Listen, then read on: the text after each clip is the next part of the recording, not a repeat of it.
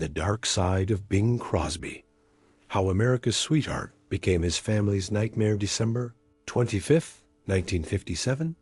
Millions of American families gathered around their radios to hear Bing Crosby's White Christmas, the song that had become synonymous with holiday joy and family warmth. But in the Crosby mansion in Beverly Hills, Christmas was a day of terror. Behind closed doors, America's most beloved entertainer was a violent, abusive father whose rage could explode at any moment. His 4 sons lived in constant fear of the man the world adored as the gentle, crooning father figure of American popular culture. What happened in that house on Christmas Day would haunt the Crosby family for decades and shatter the carefully constructed image of the most trusted man in America. This is the Bing Crosby story that Hollywood buried for 50 years. Not the warm, pipe-smoking dad from the road movies or the kindly priest from Going My Way. This is about the man behind the microphone, a cold, calculating performer who used his public image to hide a private life of violence, alcoholism, and emotional cruelty that would destroy his own children. Because Bing Crosby wasn't just America's crooner. He was America's most successful con man. For 40 years, he convinced the world he was the perfect father, the ideal husband, the embodiment of American decency.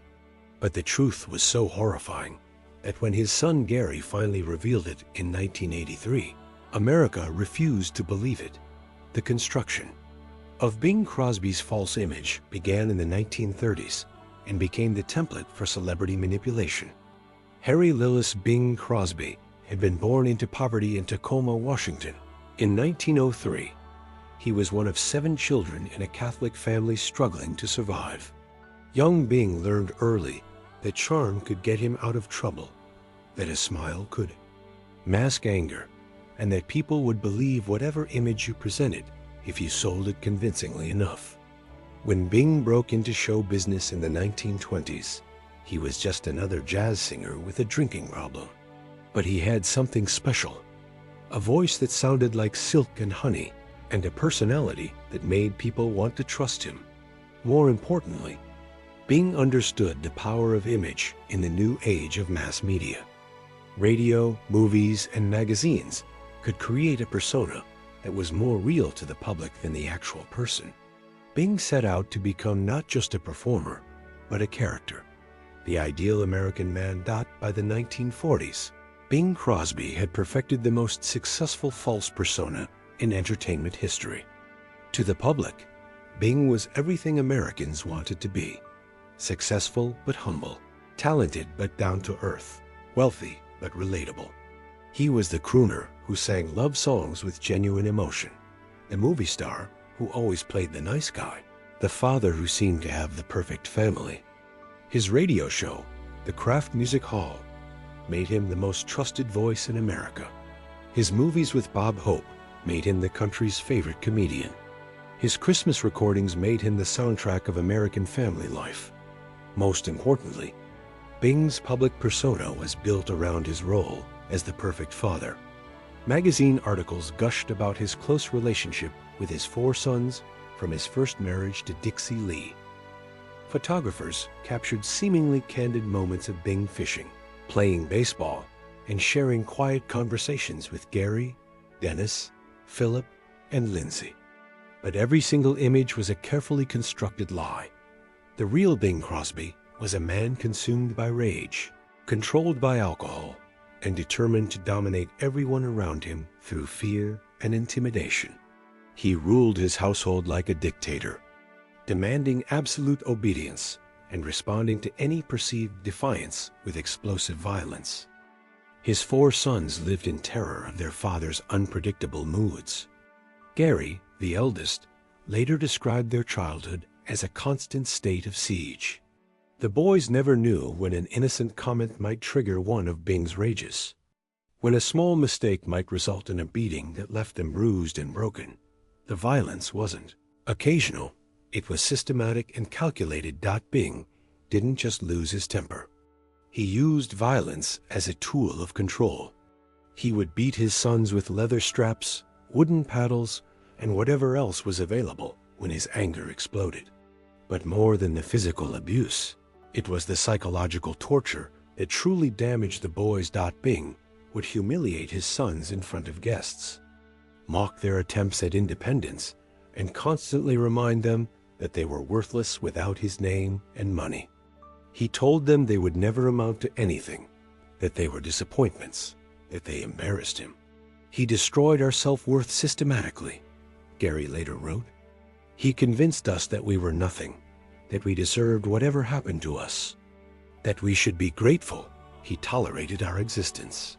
But the cruelest aspect of Bing's abuse was how he used his public image to silence his victims. Whenever the boys showed signs of rebellion or tried to tell anyone about what was happening at home, Bing would remind them that no one would believe them. He was Bing Crosby, America's sweetheart. They were just spoiled rich kids complaining about their famous father. The few times teachers or family friends noticed bruises or strange behavior, Bing would charm them with his famous smile and jokes about the challenges of raising boys. Who could imagine that the man who sang White Christmas was capable of such cruelty? Bing's first wife, Dixie Lee, was another victim of his hidden violence. Dixie had been a promising actress and singer when she married Bing in 1930. But marriage to Bing meant the end of her career and the beginning of a nightmare that would last until her death in 1952. Bing controlled every aspect of Dixie's life. She couldn't work, couldn't have friends he didn't approve of, couldn't even leave the house without his permission. When she tried to protect her sons from Bing's rages, he would turn his violence on her. Dixie began drinking heavily to numb the pain of her trapped existence. The more she drank, the more Bing blamed her for their problems, using her alcoholism as an excuse for his own behavior. "My mother died of a broken heart," Gary said years later. "She couldn't protect us, and she couldn't escape. The drinking was the only way she could survive living with that monster." The facade became even more elaborate after Dixie's death in 1952. Instead of mourning his wife's death, Bing saw it as an opportunity to perfect his image even further. He began courting actress Katharine Grant, a woman 30 years his junior who could play the role of the devoted stepmother to his boys. Bing married Katharine in 1957. The press celebrated it as a fairy tale romance. The widowed crooner had found love again with a beautiful young actress who would help him raise his sons and give him the family stability he'd always wanted. But for Gary, Dennis, Philip, and Lindsay, their father's remarriage meant the arrival of someone who would help Bing maintain his false image while turning a blind eye to his continued abuse. Katharine Grant was either willfully blind to Bing's true nature or actively complicit in maintaining his facade. Katharine later claimed she never saw Bing abuse his sons, that he was always gentle and loving with his children. But the boys knew better. They understood that Katharine's role was to provide legitimacy for Bing's image, not to protect them from his violence. With Katharine's help, Bing created an even more convincing version of his perfect family image. They had 3 children together, Harry, Mary, and Nathaniel, who seemed to prove that Bing had learned from his earlier mistakes and become the loving father the public always believed him to be. But the truth was that Bing had simply gotten better at hiding his abuse. His violence toward his older sons continued throughout the 1950s and 1960s. But now it was more carefully concealed. Bing made sure the beatings didn't leave visible marks. He was more selective about when and where he exploded. He used his younger children as props to demonstrate his supposed transformation. The older boys were warned that any attempt to expose the truth would result in their complete disinheritance. Bing made it clear that their silence was the price of their continued existence in his world. The psychological damage to Bing's sons was devastating and permanent. All four boys struggled with addiction, depression, and an inability to form healthy relationships. They had been so thoroughly convinced of their own worthlessness that they couldn't imagine they deserved love or happiness. Gary became an alcoholic and struggled with his career as an actor, always living in his father's shadow and never believing he was good enough. Dennis and Philip battled drug addiction and mental illness. Lindsay suffered from severe depression and multiple suicide attempts. None of them could escape the voice in their heads, Bing's voice, telling them they were failures, disappointments, burdens that no one could love. The breaking point came in the 1970s when Lindsay Crosby could no longer bear the pain. On December 11, 1989, Lindsay Crosby shot himself in the head with a shotgun. He was 51 years old, had struggled with alcoholism and depression his entire adult life, and left behind a wife and children who would never understand why he couldn't find peace. Lindsay's suicide note told part of the story. He wrote about the demons that had haunted him since childhood, about the voice that told him he would never be good enough, about the pain that no amount of alcohol or success could numb. 3 years later, on May 7, 1991, Dennis Crosby also committed suicide, using the same method as his brother. He was 56 years old and had spent decades trying to overcome the damage his father had inflicted. Suicides of 2 of his sons should have forced America to confront the truth about Bing Crosby. But even then, the power of Bing's image was so strong that most people refused to connect his sons' tragic deaths to their childhood trauma. The media portrayed the suicides as the result of addiction and mental illness, not as the inevitable outcome of decades of abuse. That it wasn't until Gary Crosby published his memoir, Going My Own Way, in 1983, that the truth about Bing finally began to emerge. But even then, many people dismissed Gary's account as the bitter ramblings of a failed son trying to destroy his father's legacy. Book revealed the systematic nature of Bing's abuse and manipulation. Gary described beatings so severe they left him unable to walk, psychological torture that convinced him he was worthless, and a father who seemed to take pleasure in destroying his children's spirits. Most shockingly, Gary revealed that Bing's abuse wasn't limited to physical violence. He described sexual abuse, emotional manipulation, and a level of psychological control that bordered on brainwashing. He didn't just hurt us, Gary wrote. He programmed us to hurt ourselves. He convinced us that we deserved whatever pain we experienced, that we were responsible for his violence, that we should be grateful for his attention, even when that attention came in the form of a beating. The reaction to Gary's book revealed how deeply Bing's false image had penetrated American culture.